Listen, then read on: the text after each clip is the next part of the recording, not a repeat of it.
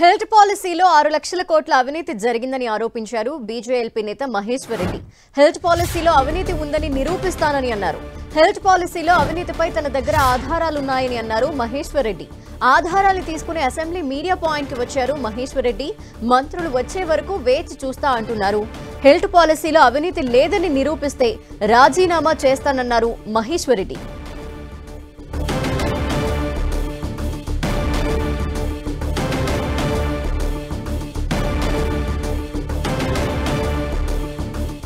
Health పాలసీని వెనక్కి తీసుకునే వరకు ఉద్యమాన్ని ఉధృతం చేస్తామంటున్న మహేశ్వర్ రెడ్డితో మా ప్రతినిధి Ajay face to face. Health policy పైన చర్చకు రావాలంటూ ఉత్తమ్ కుమార్ రెడ్డి అదేవిధంగా బట్టి విక్రమార్కకు బీజేఎల్పీ నేత మహేశ్వర్ రెడ్డి సవాల్ విసిరాడు. కొద్దిసేపటి క్రితమే అసెంబ్లీ మీడియా పాయింట్కి చేరుకొని తన మంత్రుల కోసం వెయిట్ చేస్తున్నటువంటి సందర్భం మనకు కనబడుతుంది. మహేశ్వర్ రెడ్డితోటి మాట్లాడించే ప్రయత్నం చేస్తాను. ఇంకా ఆయనకు నమ్మకం ఉందా, మంత్రులు వస్తున్నారా లేదా అని ఏ విధంగా జరుగుతుంది, అసలు ఆయన దగ్గర ఆధారాలు ఏంది కూడా తెలుసుకునే ప్రయత్నం చేద్దాం. సార్, ఎందుకు మీరు ఈరోజు అసెంబ్లీ మీడియా పాయింట్ వద్ద చర్చకు రావాలంటూ సవాల్ విసిరారు? దాని కారణం ఏంది ప్రధానంగా?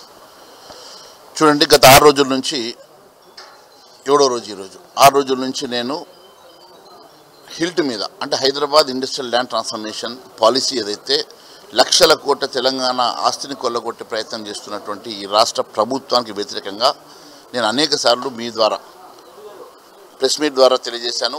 మొన్న పవర్ పాయింట్ ప్రజెంటేషన్ కూడా ఇచ్చి ఏ రకంగా వీళ్ళు దోపిడీ చేస్తున్నారో చెప్పాను. ఉత్తమ్ కుమార్ రెడ్డి గారు, బట్టి విక్రమార్క గారు అనేకమైనటువంటి నీతులు మాట్లాడారు. ఉత్తమ్ కుమార్ రెడ్డి గారు ఏకంగా భారతీయ జనతా పార్టీకి అవగాహన లేదన్నారు. మరి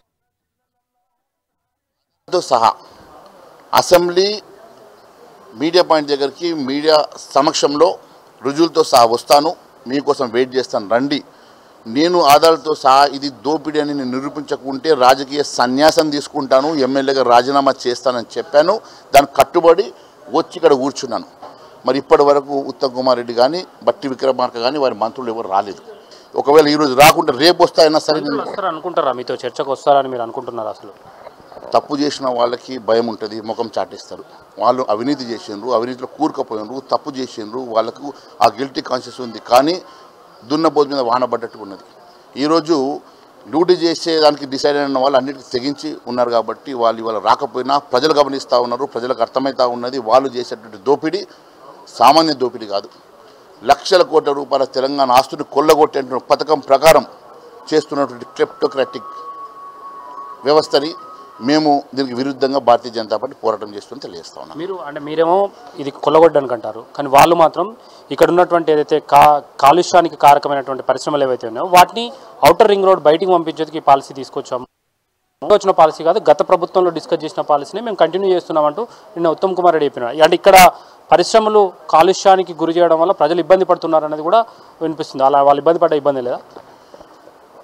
గతంలో పిసిసి అధ్యక్షుడిగా ఉన్నప్పుడు ఉత్తమ్ కుమార్ రెడ్డి గారు కానీ, గతంలో పిసిసి అధ్యక్షుడిగా ఉన్నటువంటి రేవంత్ రెడ్డి గారైనా, ఫ్లోర్ లీడర్గా ఉన్నటువంటి బట్టి విక్రమార్క గారైనా గత ప్రభుత్వ విధానాలను ఎండగట్టి తప్పిదం చేస్తూ ఉన్నారు.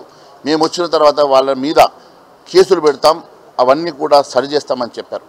మరి ఈరోజు వాళ్ళు అదే తోలని నడుస్తూ ఉన్నారు. గత ప్రభుత్వం దోపిడీ చేసిందని, గత ప్రభుత్వం దొంగతనం చేసిందని, మేము దోపిడీ చేస్తామని, మేము గజ దోపిడీ చేస్తామని మీరు ఆలోచన చేస్తే ప్రజలు ఊరుకోరని చెప్పి తెలియజేస్తూ ఉన్నాను. వారు దోపిడీ చేస్తారు కాబట్టి వాళ్ళని బొందబెట్టినరు. మీరు గజ దోపిడీ చేస్తూ ఉన్నారు, మేము పాతాలలో బొందబెడతారు. ఇది ఖచ్చితంగా భవిష్యత్తులో దీనిపైన బీజేపీ పోరాటాలకు సిద్ధమవుతుంది. బీజేపీ ఏది ఆదేశిస్తే దానికి అనుగుణంగా నేను పోరాటం చేస్తామంటూ కూడా బీజేపీ నేత మహేశ్వర్ రెడ్డి చెప్తున్నటువంటి సందర్భం అయితే కనబడుతుంది. కెమెరామెన్ సదతో అజయ్ టీవీ హైదరాబాద్.